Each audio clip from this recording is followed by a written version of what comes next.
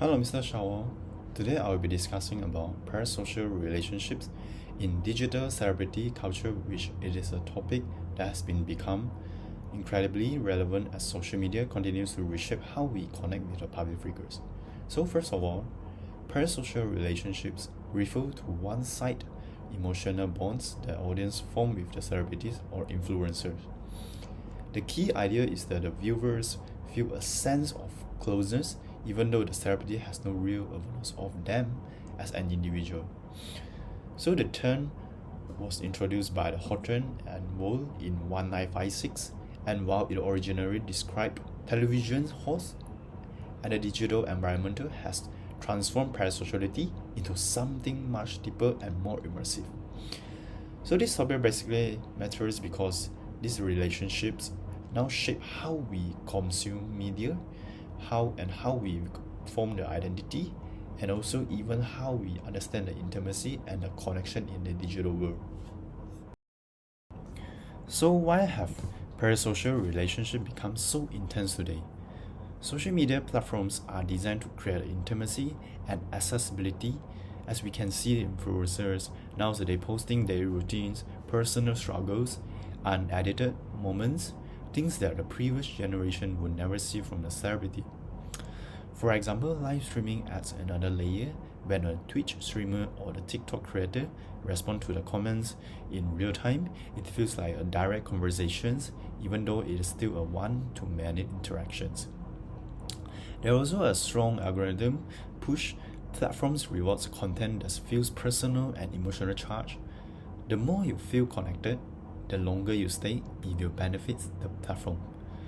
Because of this combination of the closeness, frequency, and the emotional visibility, parasocial relationships don't just happen, they are encouraged, intensified, and normalized. Next, one of the clearest examples of modern parasociality is Twitch. On Twitch, streamers talk for hours to viewers whose names appear directly on screen. When they greet someone by username or react to the donation alert, it gives the impression of genuine recognition. For example, Twitch also has what's often called recognitions economy. Things like badge, subscribers icons, or personalized thank yous makes fans feel noticed, appreciated, and the part of the streamer's life.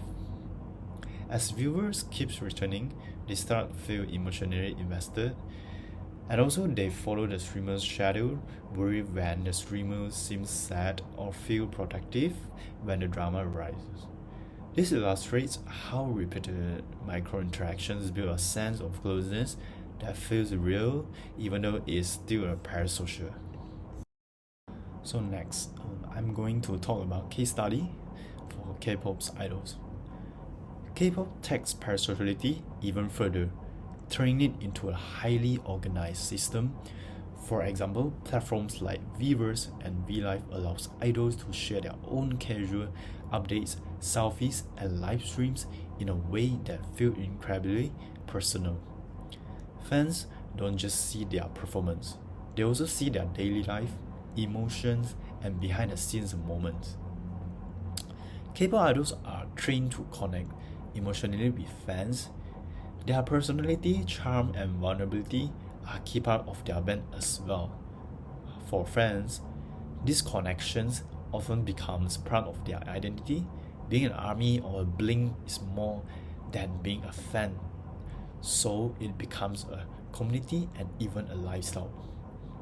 So this shows how parasociality can be powerful, meaningful, and also commercially profitable. Moving on to the next slide, which is about TikTok and micro-influencer. Parasociality also thrives among micro-influencers, not just big celebrities. For example, TikTok creators often film in their bedrooms, talk directly to the cameras, and speak in a tone that feels like you are FaceTiming a friend. This relatable intimacy makes the viewers feel personally connected, such as daily posting, story times, videos, and responding to the comments reinforce the feeling that the influencer is part of your everyday life. Because of the content feels casual and authentic, many viewers may develop parasocial bonds without even realizing it. So this shows the parasocial relationships are no longer limited to the famous figures, which they can form with anyone who is consistently present on our screens. Furthermore, what is the benefits of parasociality? Parasocial relationships are not inherently bad. In fact, many are beneficial. For some viewers, these connections provide emotional comfort, like hearing a creator openly discuss mental health or personal challenge can feel more reassuring and relatable. For example, parasocial bonds can also help with identity explorations. Young people especially look to the influencer or idols to understand the values, aspirations, and self-expressions. There are also a strong community elements like fans come together, forming friendships and social connections around shared interests. And from the creator perspective, parasocial helps foster a stable engagement and making it possible to them sustain their careers. So while these relationships are one side, they can still offer real emotional and social value as well. In addition, however, parasociality does come with risks. One major issue is emotional dependency. When viewers believe the relationship is mutual, they may develop unrealistic expectations or become overly attached. There are also the concern of commercial manipulations. Influencers often use trust to promote products, sometimes blurring ethical lines between the personal connections and sponsorship. For example, boundaries can break down too. Viewers may feel entitled to the creator's personal life, while creators feel pressure to constantly share and remain emotionally available. And both sides can face mental health challenge. Creators may burn out, while viewers may experience jealousy, ambitions, or confusions over the nature of the connections. So this risk highlights why critical thinking is essential in digital space. In conclusion, parasocial relationships have become a defining feature of today's digital celebrity culture. While they originated long before social media, the digital environment have amplified them dramatically.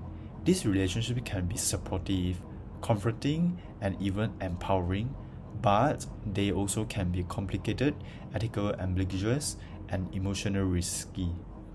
The goal is not to avoid the parasocial connections entirely. Instead, we should learn to understand them, navigate them truthfully, and maintain healthy boundaries. By doing so, we can enjoy the digital connections without losing sight of the fact that not all the intimacy online is mutual. So that's all I want to present. Thank you, Mr. Shawa, for listening and your time.